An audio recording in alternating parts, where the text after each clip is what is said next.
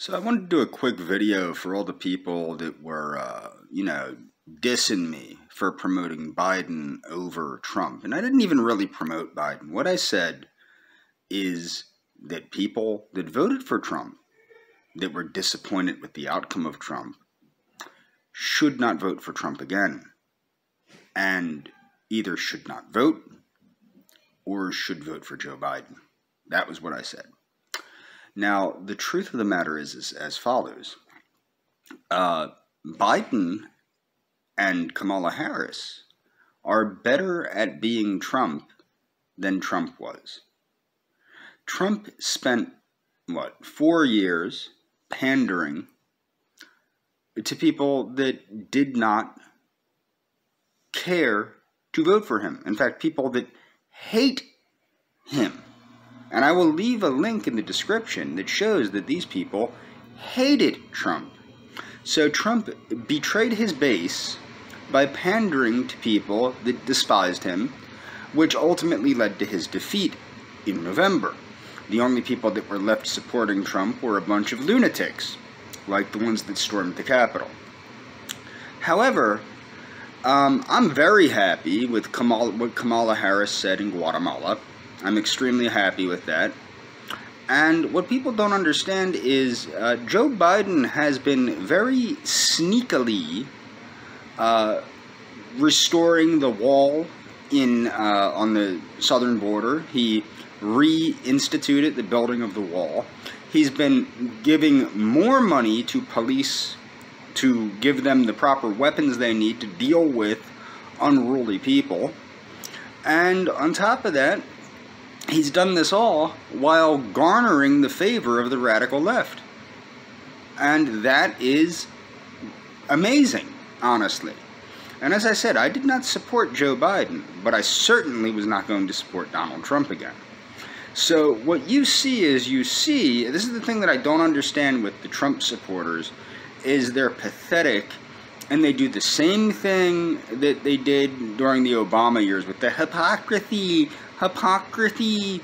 In my video where I explained how Barack Obama was better for white Americans than Donald Trump, I explained Barack Obama did his job when it came to illegal immigrants. He sent them back to where they came from. That's what you're supposed to do. And a lot of people go, well, Donald Trump didn't do that. No, Donald Trump kept them here so that his buddies in the private prison industry could make money off of them being in private prisons on the border. Okay? That was to make up for all of the dangerous criminals that he let out of prison under the First Step Act. Okay? To go one further, Joe Biden is actually using illegal migrant labor. Okay? Back originally, when the wall project was being done, everybody's like, well, where are they going to find people to build the wall? Nobody will build the wall, blah, blah, blah, blah, blah, blah, blah. This is going back to 2015, I think it was, where I was joking that they should use illegal migrant labor, forced illegal migrant labor, to build the wall and then send them back. Now, what's funny is I don't know if that's what they're using the labor for. I highly doubt it. But if that was what they were using the labor for, that would be excellent. That would be excellent. But the fact of the matter is, the wall, I'm against the wall to an extent. The reason I supported Trump in 2016 was for more aggressive enforcement of immigration policies, which he did not deliver.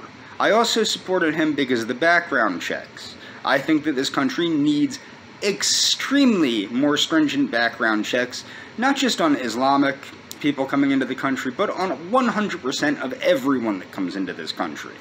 Period. People don't understand how much easier it is to come into this country and just hang out compared to other countries. I do, because I looked into it when I was planning on jumping ship to Latin America, which I still technically plan to do, but this whole COVID-19 thing threw a monkey wrench into that. But my point is the United States is insanely weak on immigration. All I wanted Trump to do was simply get tougher on immigration. He didn't really do that. Not to any real extent. He certainly didn't increase the background checks, which is the most important thing. More important than people coming here from other countries is making sure that the people that are coming here from other countries aren't freaking murderous lunatics. He didn't deliver on that. Okay? Now, Biden is delivering. Biden is delivering not only on the wall, which is a continuation of Trump's policies that people that supported Trump support, that Biden is continuing and should receive credit for, but they're not going to give him credit for it because hypocrisy. Okay? And, you know, that's one thing he's following through with. The other thing is, Kamala Harris put Mike Pence to shame in Guatemala. Do you think Mike Pence would have had the cojones to say what Kamala Harris did in Guatemala? I highly doubt it. And in fact, when Kamala Harris debated Mike Pence, honestly, this is the truth of the matter is, the mishandling of the pandemic, nobody should have reelected Donald Trump. He shouldn't have even been allowed to run as far as I'm concerned. That administration, the Pence-Trump administration, should not have been allowed to run after how badly they mishandled the pandemic. That was just ridiculous.